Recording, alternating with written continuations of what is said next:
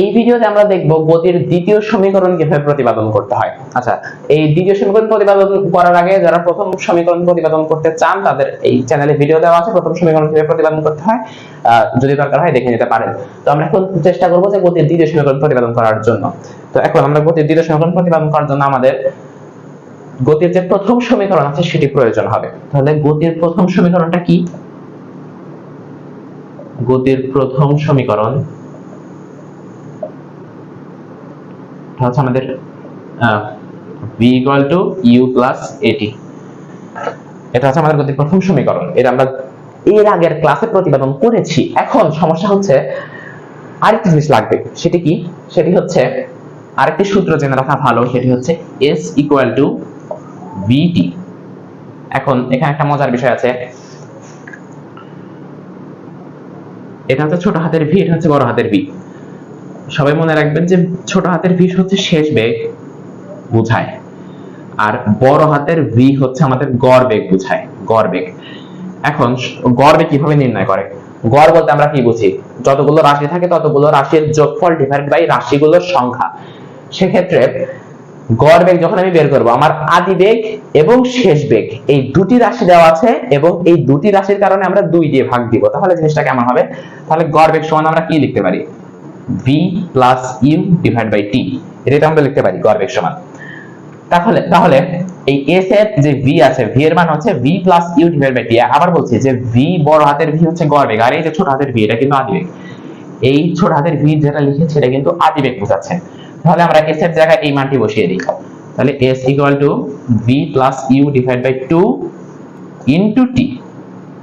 আচ্ছা, এখন এটা আমাদের সমীকরণ 1, এটা আমাদের সমীকরণ 2। এখন আমরা লিখব, এখানে আমরা অঙ্ক করার আগে আমরা জানি এগুলো লিখে নিতে পারি। এগুলো লিখলে আমাদের যে শিক্ষক দেখবেন ওনার খাতা দেখতে সুবিধা হবে। তো আমরা জানি, এগুলো জানি আর কি। এখন আমরা অঙ্কে চলে যাব। এখন অঙ্ক শুরু করার আগে আমরা এইভাবে লিখব যে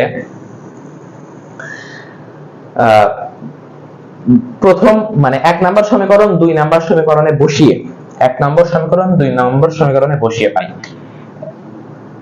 1 নং সমীকরণ 2 নং এ বসিয়ে কিভাবে বসাবো সেটা এখন দেখি। আচ্ছা, 1 নং সমীকরণ আগে 2 নং সমীকরণটা হলে লিখি। 2 নং সমীকরণটা কি? s = u + v বা v + u, যে কোনো একটা ভ্যালু হলো, / 2 * t। এটা ছিল আমাদের 2 নম্বর সমীকরণ। এখানে আমি 1 নম্বর সমীকরণ বসাবো। তাহলে u প্লাস, এখানে একটা মজার বিষয় আছে, দেখো v এর মান কি? u + at। v u + at, তার মানে কি v এর জায়গায় আমি u + at লিখতে পারি। এই যে v এর জায়গায় আমরা এখানে আমাদের v আছে, v এর জায়গায় আমরা এই মানটি বসিয়ে দিতে পারি, কারণ v এর মান যা এটার মানও তাই। তাহলে আমরা এখানে লিখি যে v এর পরিবর্তে আমরা লিখব u + at / 2 * t। এখন আমরা 2u u আছে দুইটা, তাহলে 2u হয়ে যাবে প্লাস at / 2 * t হয়ে যাবে। এবার 2u / 2 প্লাস at / 2। আমরা যদি এইটার যদি লসাগু নিতাম তাহলে সেক্ষেত্রে এই দুই রাশির লসাগু মানে এই দুই সংখ্যার লসাগু 2 হতো। এখন আমরা এটা ভাগ করে লিখছি। ঠিক, এটা ভাগ করার পিছনে কি কারণ? আমি চাচ্ছি এই দুই যেন চলে যায়। চলে যেতে হলে আমাদের দুটোকে কেটে দিতে হবে। তাহলে যদি কাটি, এক্ষেত্রে এখানে প্লাস আছে, এর একসাথে রাখা যাচ্ছে না, এজন্য আমরা যদি আলাদা করে ফেললাম। এখন আমরা ইচ্ছা করলে কাটতে পারবো। কিভাবে?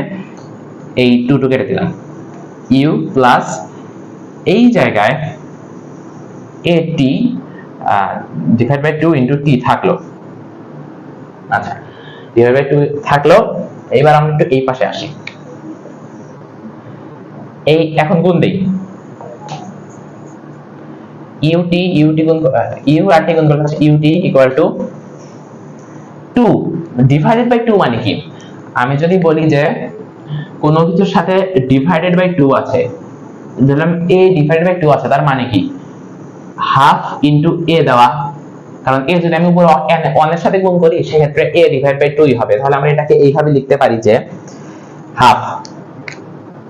আচ্ছা, ut প্লাস এই যে হাফ লিখলাম, কারণ / 2 আছে a এ ছিল এবং টি টি গুণ করলে হচ্ছে টি স্কয়ার, অর্থাৎ পুরো এটির সাথে আমরা এটি গুণ করেছি, ইউটি প্লাস হাফ এটি স্কয়ার। এখন গতির দ্বিতীয় সমীকরণ কি সেটা আমি আগে বলিনি, এই যে আমরা প্রমাণ করলাম এটি গতির দ্বিতীয় সমীকরণ হয়ে গেছে এটা, অর্থাৎ গতির দ্বিতীয় সমীকরণ হচ্ছে ইউটি প্লাস হাফ এটি স্কয়ার। তাহলে আমরা গতির প্রথম সমীকরণ এবং গড় বেগের সূত্র থেকে গতির দ্বিতীয় সমীকরণ কিভাবে প্রতিপাদন করতে হয় সেটা শিখলাম। এর আগে এই চ্যানেলে একটি ভিডিও দেওয়া আছে যেখানে আমরা গতির প্রথম সমীকরণ কিভাবে প্রতিপাদন করতে হয় সেটি শিখেছি। তো এরপরে আমরা গতির তৃতীয় সমীকরণ কোন একটি ভিডিওতে প্রতিপাদন করা শিখবো। ততক্ষণ পর্যন্ত সবাই ভালো থাকুন। আসসালামু আলাইকুম।